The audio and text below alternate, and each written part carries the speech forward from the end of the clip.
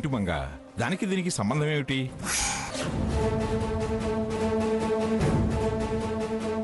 నేరమే, ఖచ్చితంగా నేరమే అని ఒత్తెత్తి పలుకుతావేమిటి?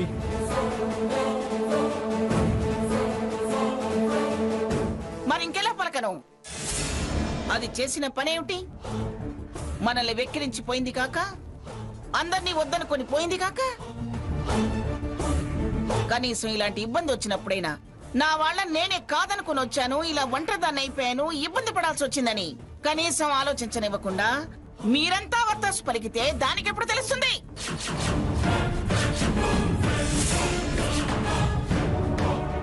తను ఒంటరిగా ఇబ్బంది పడాల్సిన అవసరం, బాధపడాల్సిన అవసరం ఎందుకు వస్తుంది? నేను లేనా? నా భార్య లేదా?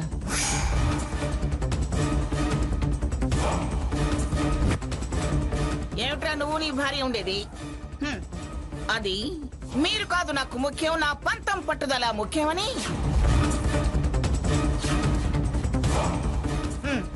మిమ్మల్ని నా దగ్గర వదిలేసి వెళ్ళింది. ఇంకా దానికి మీకేమిటా సంబంధం? మమ్మల్ని మీతో సంబంధం పెంచుకోమందే కానీ మాతో సంబంధం తెంచుకుని వెళ్ళలేదు కదా అమ్మమ్మ గారు. అవును నానమ్మా, కన్న తల్లిని కాదనుకొని నేను రాలేదు. తను మాత్రమే రానంది, అంతేగా? సరేరా, అది నాతో ఏమందో ఏమనలేదు దాంతోనే తెలుసుకుంటాను.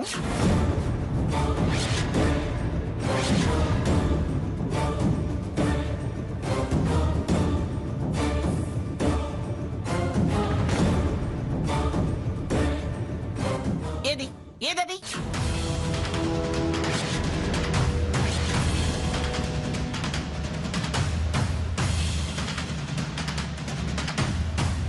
అక్కడ ఐసీయూలో ఉంది గ్రాని.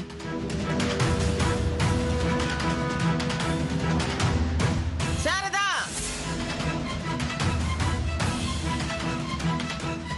శారదా,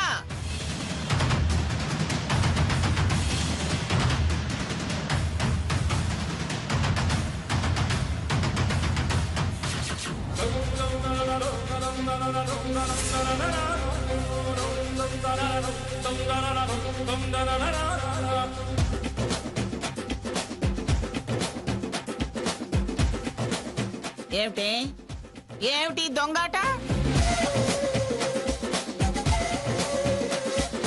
వాళ్ళకి మీరు కావాలి, వాళ్ళకి మీ ప్రేమాభిమానాలు కావాలి అని నాకప్పచెప్పి తిరిగి నీ కోడలతో ఈ సేవలేమిటి? అది మమ్మల్ని కాదని. మంగా, హాస్పిటల్లో అనారోగ్యంతో ఉన్న మనిషితోటి ఇలా ప్రవర్తించటం, ఇలా పంచాయతీలు పెట్టుకోవడం తప్పే. నాకు నేనుగా దాంతో పంచాయతీ పెట్టుకోవాలని రాలేదండి.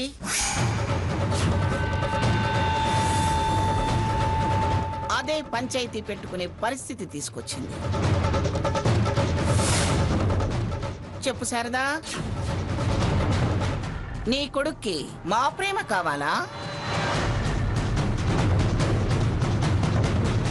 నీకు నీ కోడలి సేవ కావాలా?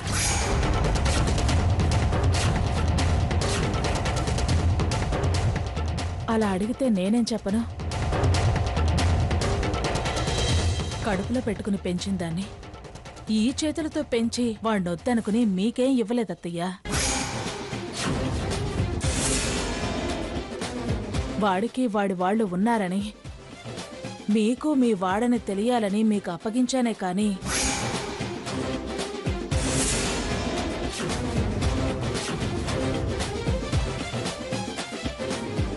నాకు వాడికి మధ్యన ప్రేమానురాగాలు రద్దు చేసి ఇవ్వలేదుగా. తప్పు శారదా, మాట మారుస్తున్నావు. మాట మార్చడం పిఠాపురం వారి వంశంలోనే లేదత్తయ్య గారు. ఆ వంశానికి చెందిన దాన్ని, ఆ ఇంటి పేరు మోస్తున్న దాన్ని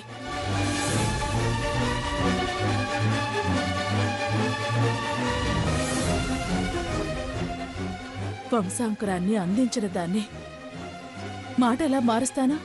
ప్రాణం మీద తీపే నీకు.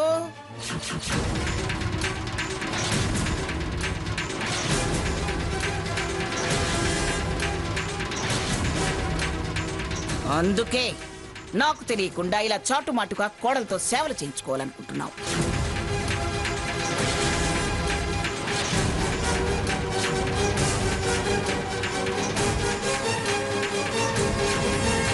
బతుకు మీద అంత తీపే నాకుంటే ఇంటి గడప దాటి వెళ్లేదానే కాదండి.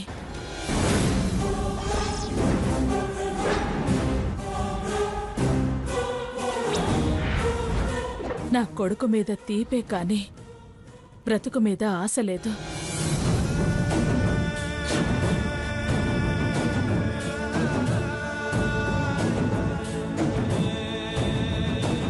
ఆ తీపితోనే ఇప్పటికీ నా విషయం వాడితో చెప్పలేదు.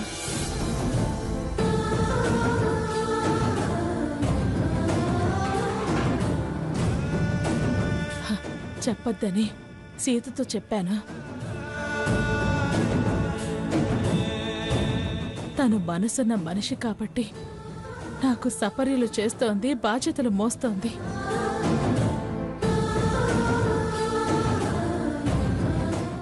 మోయమనవే, బాధ్యతలు మోస్తుందో బరువులు మోస్తుందో మోయమనం. ఇటుకిటు కావాలి అటుకటు కావాలి అంటే ఎలా? అవ్వ కావాలి బువ్వ కావాలి అంటే ఎలా?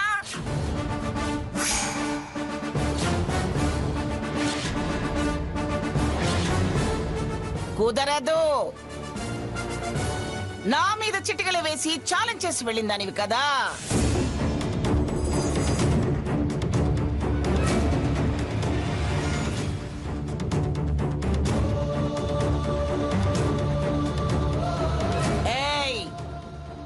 గుక్కెడు మంచి నీళ్లు కూడా నా ఇంటి తరపు నుంచి నీకు అందడానికి వీల్లేదు.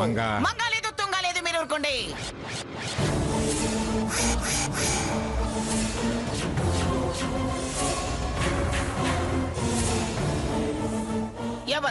ఎవరు మాట్లాడద్దు. అసలు నాకు నచ్చ చెప్పే ప్రయత్నం కూడా చెయ్యొద్దు.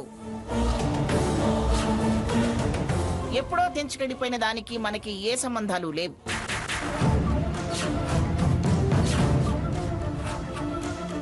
సీత, నీకు నీ అత్తగారు కావాలో అత్తారిల్లు కావాలో తెలుసుకో.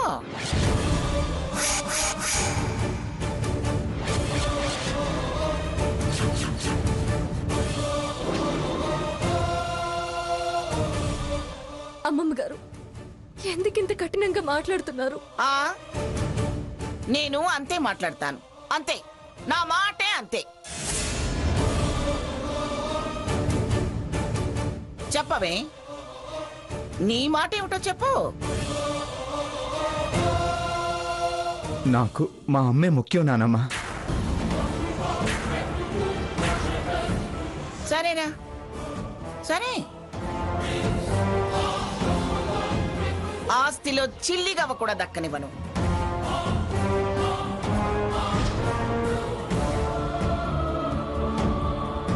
అవసరం లేదు నానమ్మా. ఆహా, అయితే ఈ క్షణం నుంచి మీకు మాకు ఏ సంబంధం లేదురా. కట్టుకుని కష్టాల్లో దూకండి.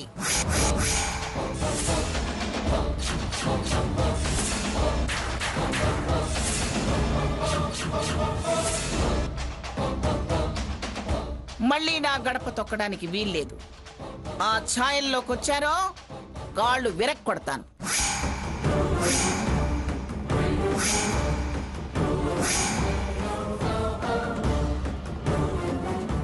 వాడు అమ్మ కావాలి అంటుంటే హక్కులుండవు అంటావేమిటే? ఉండవండి, అంతే. నన్ను కాదనుకున్న వాళ్ళకి నాది అనేది ఏదీ దక్కనివ్వను.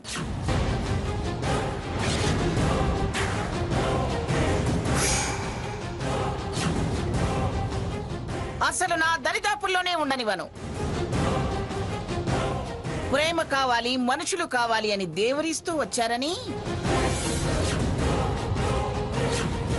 పిఠాపురం వంశంలో పుట్టిన వాళ్ళు అనాథలు కాకూడదని కనికరించి కాస్త చోటిచ్చాను.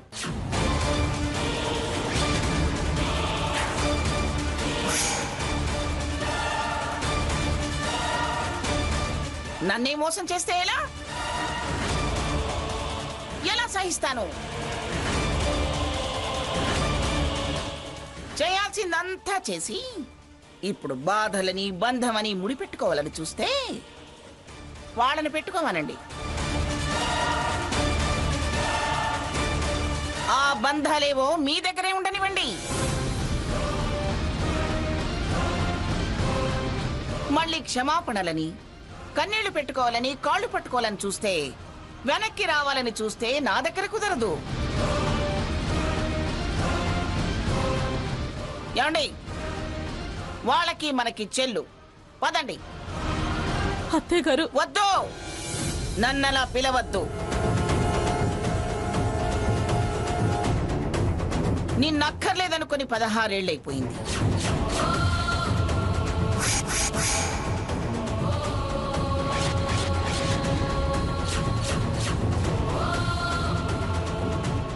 ఆ బంధం రద్దయిపోయింది.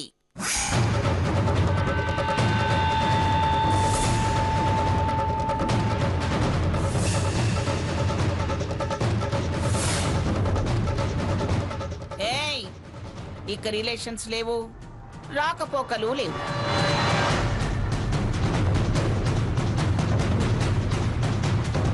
సాకేత్, పదరా. ప్లేస్మెంట్ పోయింది, పేవ్మెంట్ మిగిలింది. All clear. ఇక నా దారికి అడ్డే లేదు. బాయ్.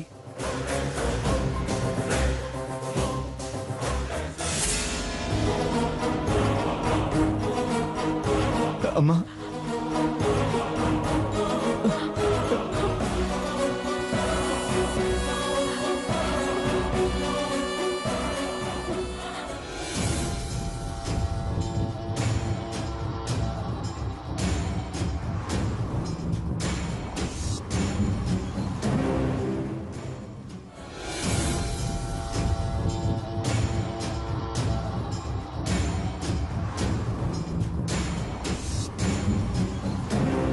నమస్తే మేడం. నమస్తే.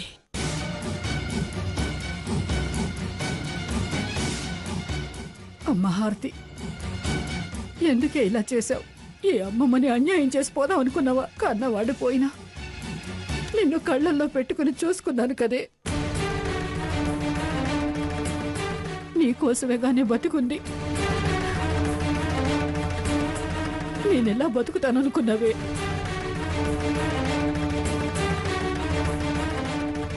అమ్మ హారతి,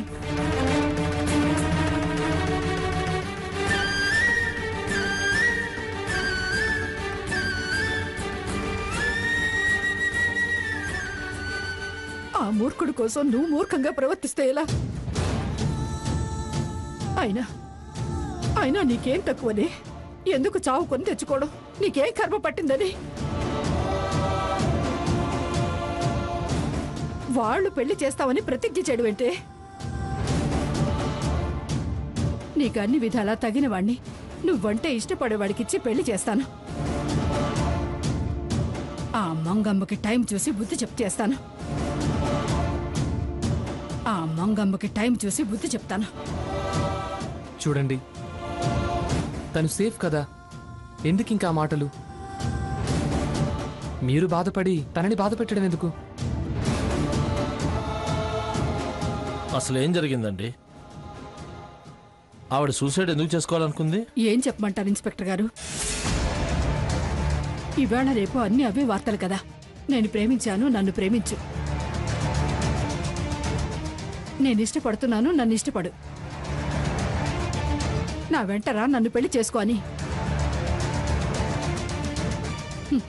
ఎంతమంది దుర్మార్గులు ఆడపిల్లల వెంటపడి వేధిస్తున్నారు,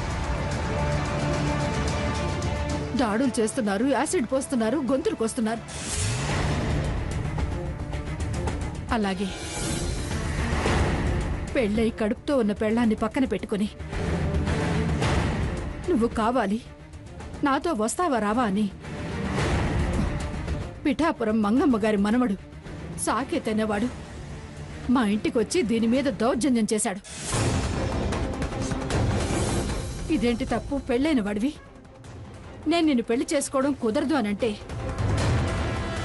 అయినా వినకుండా మా ఇంటి మీదకొచ్చి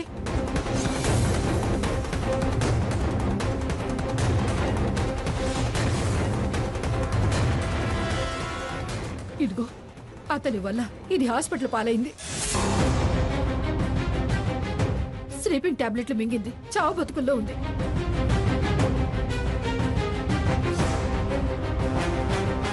దీనికి ఏం చేయాలో అర్థం కాక నిద్ర మాత్రలు మింగింది. అమ్మా మీరు క్లియర్గా కంప్లైంట్ రాసివ్వండి.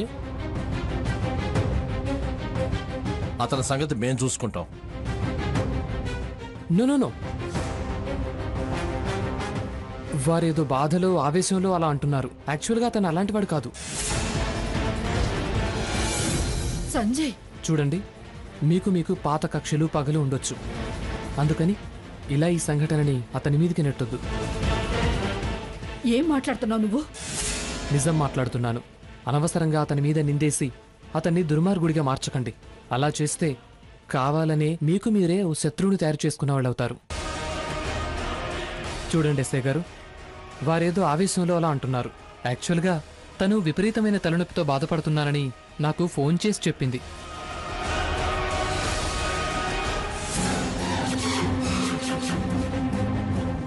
నేను ఆస్పిరిన్ వేసుకోమన్నాను. కన్ఫ్యూజన్లో తను డైజోఫామ్ 4 వేసుకుంది. దాని ప్రభావం వల్ల ఇలా జరిగింది. వీరేమో సూసైడ్ అటెంప్ట్ అనుకున్నారు. మేం చేసిన ట్రీట్మెంట్ కూడా ఏమీ లేదు, మత్తు వదిలించాం అంతే. ఏంటి అతన్ని సేవ్ చేయడానికి ఇలా చెప్తున్నారా? అదేం కాదండి, డాక్టర్గా పేషెంట్ని సేవ్ చేయాలని చూస్తాం కానీ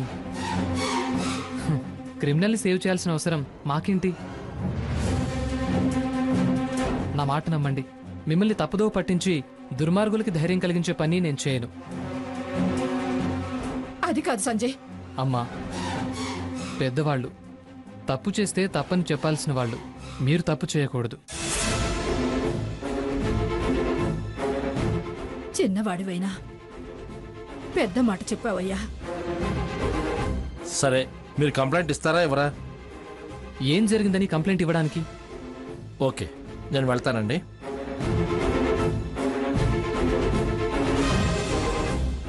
అదేంటి సంజయ్, ఎందుకలా చెప్పావు? చూడండమ్మా, తనకే ప్రమాదం జరగలేదు. అయినా కారణం ఏదైనా సూసైడ్ అటెంప్ట్ నేరమే. రేపు కేసు, కోర్టు, వాయిదాలంటూ హారతి పేరు ఈ విధంగా నలుగురికి తేలటం నాకెంత మాత్రం ఇష్టం లేదు. హారతలా కావటం నాకిష్టం లేదు. అదీ కాక అతన్ని పోలీసులు అరెస్ట్ చేస్తే మీ మధ్య గొడవలు ఎక్కువవుతాయి. అతనిలో పగ పెరుగుతుంది. రేపు హారతికి అడుగడుగునా అడ్డుపడి ఏదైనా చేయొచ్చు. ఇంట్లో ఉండేది 2 ఆడవాళ్లే. ఎందుకు రిస్క్ చెప్పండి? జరిగిందేదో జరిగిపోయింది. మరో విధంగా అతనికి బుద్ధి చెప్పి మనసు మార్చొచ్చు. ఏమంటారు? సరే కానివ్వు.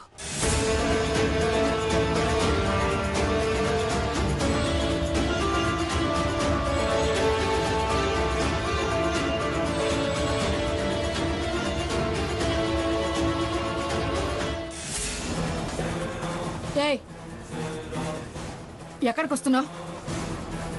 నీ అదృష్టం బాగుండి సంజయ్ చెప్పడం వల్ల నీ మీద కేసు పెట్టలేదు కాబట్టి బతికిపోయావు. ప్లీజ్, నేను హారత్తో మాట్లాడాలి. అది కుదరని పని. నువ్వు మాట్లాడాలని చూస్తే అది తిరిగి చచ్చిపోవాలని చూస్తుంది. హారతి, లిజన్ టు మీ. మరో గంటలో ఆ సీతపీడ విరగడైపోతుంది. ఇక మనకి అడ్డొచ్చి వాళ్ళు ఉండరు. గ్రానీని కన్విన్స్ చేస్తాను. కాదన్నా సరే నేను పెళ్లి చేసుకుంటాను. నీకు ఎవరి పీడ విరగడైనా నాకు అనవసరం. నేను నీ పీడ వదిలించుకోవాలనుకుంటున్నాను. నీతో పెళ్లి ప్రసక్తే లేదు. వెళ్ళు, నా ముందు నుంచి వెళ్ళు. మళ్ళీ మళ్ళీ నన్ను కలవాలనే ప్రయత్నం చేస్తే నేను కళ్ళు మూసే ప్రయత్నం చేస్తాను. వెళ్ళు. హారతి, అది కాదు హారతి, దయచేసి ఒక్కసారి నా మాట విను. మా గ్రాని హాస్పిటల్కి వస్తోంది. సీతను బయటికి గెంటేస్తుంది. ఆవిడ సీతను గెంటినా నిన్ను మెచ్చుకున్నా నేను మాత్రం నిన్ను కట్టుకోను. నా డెసిషన్ మారదు. అనవసరంగా నన్ను డిస్టర్బ్ చేయకు ప్లీజ్. సాకేత్, సాకేత్, సీత, సాకేత్, రే సాకేత్.